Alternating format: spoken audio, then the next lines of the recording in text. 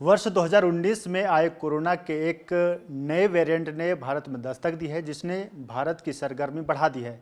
इस कोरोना के नए वेरिएंट को लेकर हमारे साथ बातचीत करने के लिए सदर अस्पताल रांची के डिप्टी सुप्रिंटेंडेंट अनिल कुमार खेतान जी हमारे साथ मौजूद हैं। सर, जो JN1 नया वेरिएंट आया है कोरोना का, ये कितना खतरनाक है?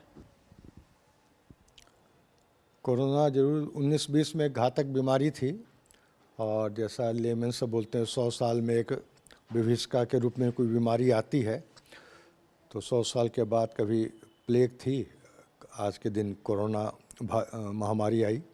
उस पर भारत सरकार ने वैक्सीन, पब्लिक के सपोर्ट, पैरामेडिकल स्टाफ के कारण बहुत ही अच्छी तरह से उस पर कंट्रोल हुआ, उसके साथ लड़ाई की और सफलता प्राप्त की।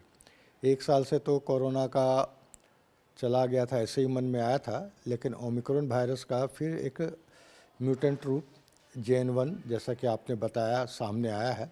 अमेरिका में पहले इसके केसेस डिटेक्टेड हुए, फिर कुछ केरल, कर्नाटक में भी आए हैं। चूँकि ट्रांसपोर्टेशन रहता है, वायरल इन्फेक्शन एयर द्वारा भी स्प्रेड करता है वायरल इन्फेक्शन, तो हो सकता है कि झारखंड में भी बहुत अधिक आ गए हों, लेकिन चूँकि उतनी फास्ट स्क्रीनिंग नहीं हो पा रही है पब्लिक के सपोर्ट के कारण, तो कुछ केस अनस्केप्ड भी रहते होंगे।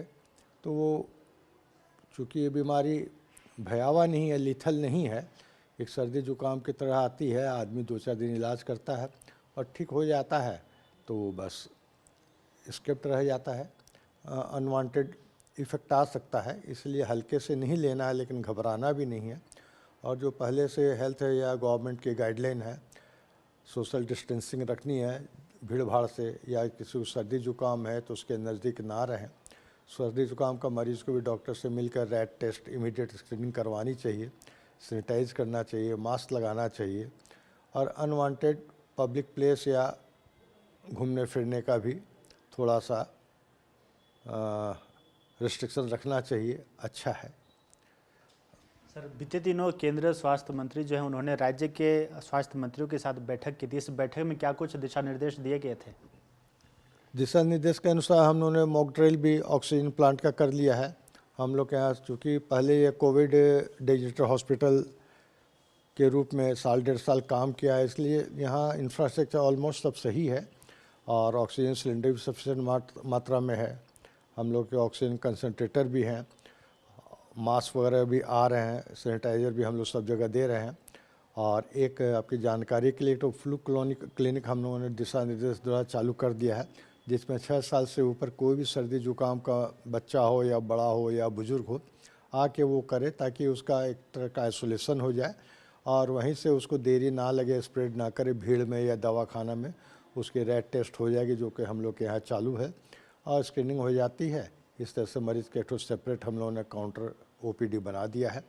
और इसी तरह से कोविड का हम लोगों ने 5th फ्लोर पे एक IPD भी बना कर रखा है।